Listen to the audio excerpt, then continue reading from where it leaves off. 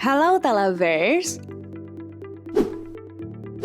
Dalam hal pengembangan, Cina sama sekali nggak pernah ketinggalan.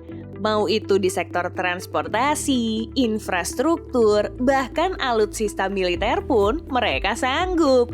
Makanya nggak heran kalau negeri tirai bambu ini juga mampu melahirkan kapal induknya sendiri yang diberi nama Shandong 002. Shandong sendiri sejatinya mulai dibangun pada November tahun 2013 lalu dengan menggait perusahaan dalam negeri bernama Dalian Shipbuilding Industry. Cina percaya kalau mereka bakal bisa melahirkan kapal induk yang cukup hebat.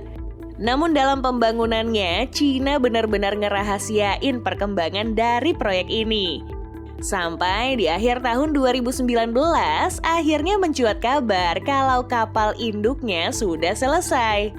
Awalnya sih pemerintah memperkirakan kalau Shandong bakal beroperasi di pangkalan militer Matra Lautnya di tahun 2020. Namun karena proses uji tes yang berjalan lancar, jadinya di tahun 2019 kapal induk ini mulai beroperasi sebagai bagian dari Angkatan Laut negara Cina. Jadi penasaran nih, gimana sih perawakan kapal induk buatan hasil negara yang sering buat barang imitasi? Eits, jangan salah, meskipun negara ini terkenal dengan barang imitasinya yang kualitasnya rendah, tapi kalau masalah alutsista, nggak mungkin sembarangan. Dari tampak depannya aja kita bisa lihat gimana kapal induk Shandong ini punya kehebatan jika dilepaskan ke laut.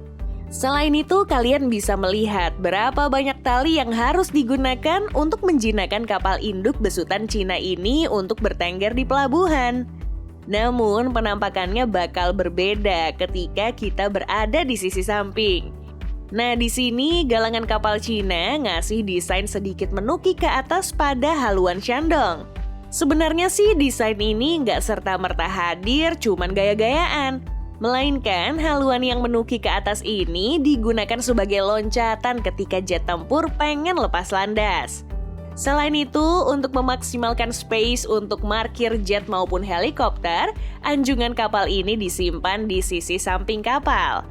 Kalau untuk urusan ini sih lumrah lah ya, soalnya hampir semua kapal induk emang naruh anjungannya di sisi samping kapal. Nggak cuman anjungannya aja sih, tapi peralatan seperti radar pun disimpan di sisi ini. Sedangkan di sisi belakang Shandong, para jet bakal melakukan pendaratan di sisi ini.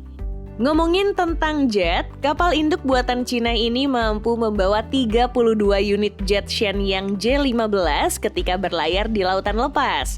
Selain itu, 8 unit helikopter angkut juga disimpan untuk digunakan para awak ketika ditugaskan untuk mendistribusikan persenjataan maupun pangan.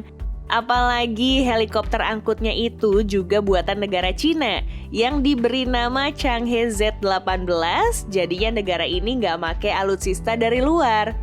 Nggak sampai di situ aja sih, 4 unit helikopter utilitas militer dengan line up Harbin Z-9 juga terparkir rapi di atas kapal induk Shandong. Padahal itu belum termasuk dengan 2.500 awak kapal yang bertugas di tubuh kapal induk ini. Ya, seenggaknya kapal induk ini mampu membawa beban seberat 60 hingga 70 ribu ton pada saat menjalankan tugas di lautan. Tapi yang bikin kita heran karena walaupun beban dan juga ukurannya cukup besar, Shandong tetap bisa melaju di kecepatan tinggi. Bayangin aja nih, sebuah kapal induk yang notabene membawa puluhan alutsista di laut mampu melaju di kecepatan maksimum 57 km per jam. Gila nggak? Padahal nih ya, destroyer, fregat maupun korvet kebanyakan punya kecepatan segitu. Lah ini, kapal induk masa bisa secepat ini? Sayangnya sih kapal ini cuma mampu berlayar selama 45 hari nonstop plus jangkauannya cuma 18.520 km. Beda banget ya dengan USS Gerald milik Amerika yang jangkauannya nggak terbatas.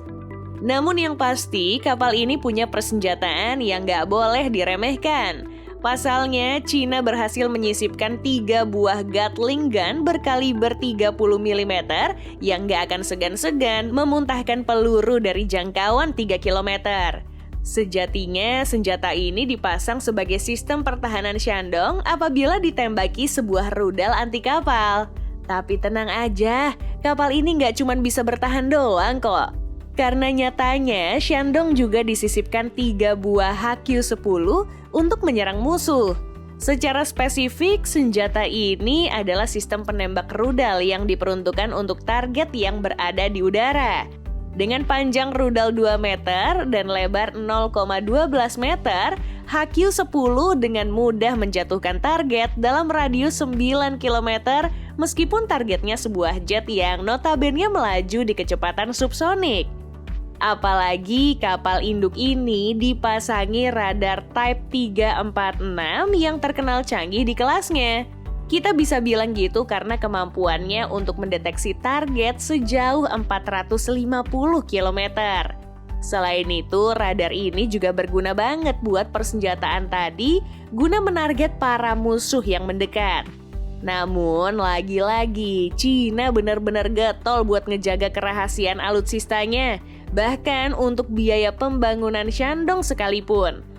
Tapi kalau ngelihat biaya yang dikeluarkan Amerika untuk mewujudkan USS Gerald sebesar 17,5 miliar US dollar atau setara 260 triliun rupiah, rasanya Cina juga bakal ngeluarin biaya yang gak jauh dari angka segitu.